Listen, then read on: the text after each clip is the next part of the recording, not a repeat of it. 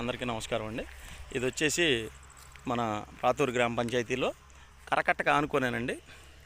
ఇదిగోండి ఇది కరకట్ట అనమాట. ఈ కరకట్టకు ఆనుకొని ఒక 40 సెంట్లు పోరంబోకు ఉందండి. దానికి ఆనుకొని ఒరిజినల్ ల్యాండ్ 15 సెంట్లు ఉందండి.